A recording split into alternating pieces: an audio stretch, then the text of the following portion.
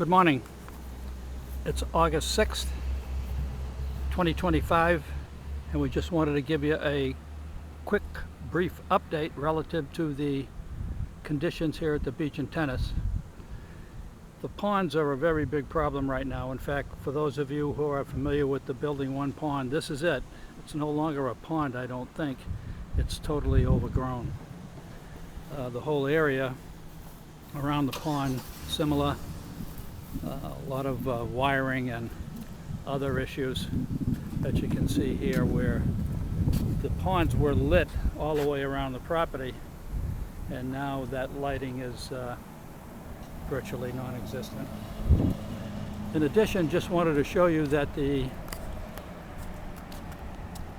property along the road, Bonita Beach Road, is, as you can see here, re-leveled by I think the state.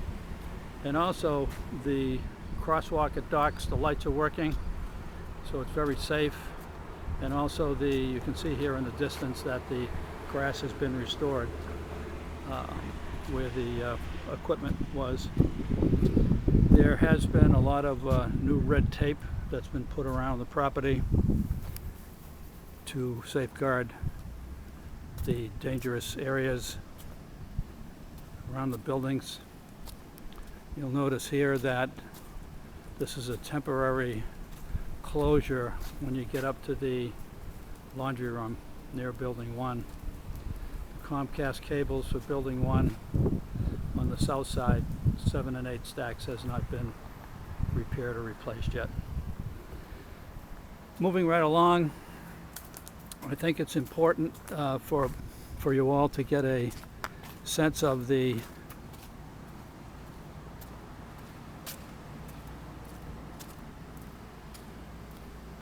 area, particularly around the pools.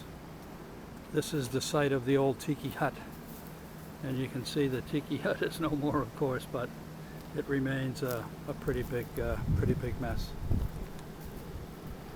Another area that I don't think has gotten too much attention is the boating area, and we're on our way there right now just to show you what that looks like. By the way, here's the pool at Building 1 being used. Hello there. Yeah, and a close-up of the new equipment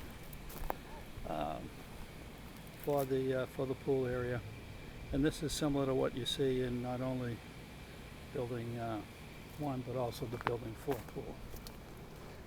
Okay, on to the boating area.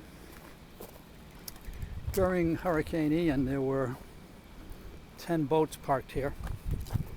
All of those boats were washed away, except for Tom Corson's, who, for some reason or other, the boat was pushed aside here. And right now we have 4 boats parked and 1 boat moored. The actual boating area, however, the docks, etc., will need to be repaired. By the way, this is where Tom Corson's boat wound up, right here. We used to have kayak and canoe storage racks. Right now, those boats, or those kayaks and paddleboard, etc., are just laying here in the grass. The mangroves are another issue in this area, and we had the ability, according to state and federal regulations, to trim mangroves 25% per year. I don't think that's being done, as you can see here. And looking down into the boating area, this end of the boat dock, you can see it is in significant disrepair. Pylons shattered, and all of the PVC, the actual docks themselves, sunk into the water. The other, oh, by the way, and these are the storage platforms.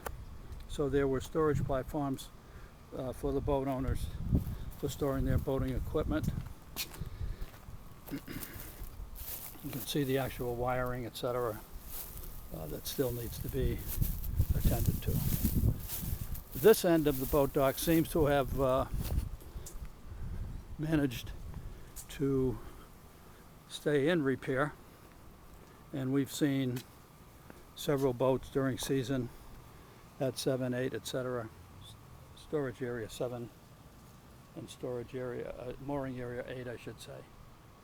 And there's Dan's boat. Dan's boat remains in the water. Moving right along. Oh, by the way, August 4th, 2024, there was a storm that came through called Debbie that actually reflooded this whole area, and that was just a little over a year ago. This has been the slowest start of hurricane season, but it looks like it has begun this week with an area of interest out in the Atlantic. Pickleball courts, I'm sorry, shuffleboard courts, got mixed up there. Shuffleboard does not look like it's going to be in the restoration plan. I think that's unfortunate. A lot of people used to play shuffleboard. Here's another retention pond, again that is overgrown with weeds, and it looks like some pretty serious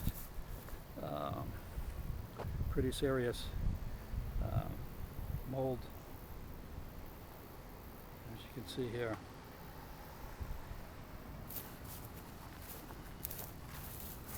This is the tennis court area, and I just wanted to show you what remains of the sprinkler system and the lighting system that was part of the tennis court area. The Restoration Committee, in its initial request for proposals, did get a request for a company to come in and rebuild some of the hard-true tennis courts, and you can see a lot of the hard-true is still here. This is the actual area where the tennis shed resided, and another very, to me, important issue relates to the pavers.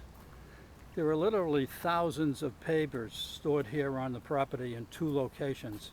I'll show you the location over by Building 5 shortly. But looking at these pavers, they seem to be in excellent condition, and we've heard the board comment that it's cheaper to get new pavers than to use the pavers that are here. I don't know if I necessarily agree with that, but here they all are. And this is just one area. There's another area over by Building 5. And as I said, these pavers are in very good shape. Moving along to another retention pond, and this is the one immediately across the north side of Building 5. And again, this pond was lit like the other ponds on the property. And this particular pond, like the pond that we showed you at Building 1, is also significantly overgrown. And it looks to be, to me, with the mold, etc., that's growing inside the ponds themselves, seems to be a health hazard. Okay, and here we are at right across from Building 5. This is one of the largest ponds, larger ponds, I should say, on the property. And again, it was lit all the way around the periphery. All of that lighting damaged and gone. Some of the wires still exist. Not sure what this is. Oh yeah, this is, I think this is actually the, this is the actual pump that lit up at night and actually sprayed the fountain effect in the pond. Okay, some owners and guests last season used the 2 existing pickleball courts that were constructed several years ago.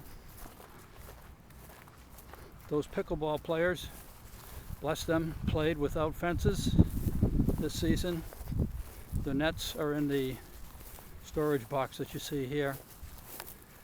And there was a lot of damage to the surface done by, you know, scraping off the mud, etc. after the storm. But here is the actual here's the actual pickleball area that you see here, and then these are the back side of tennis court number 9 and 10. Okay. The recycle area, of course, is over here now at on the side of Building 5, and also in this particular area, what you'll see are the iron posts that were used to hold up the temporary fencing around the property. And again, here we go. Thousands and thousands and thousands of papers here, all in what appears to be excellent condition that came out of the lobbies in Building 1, Building 2, Building 4, and Building 5. Temporary fencing also available here, also stored here, I should say. Recycle area. Well, that's a wrap for today. As I said, it was just one short year ago that Tropical Storm Debbie blew through the area.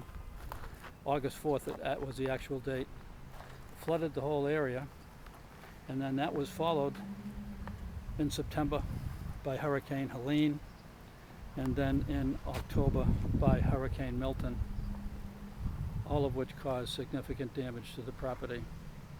Signing off from the Beach and Tennis Club on August 6th, it's Mike and Diane.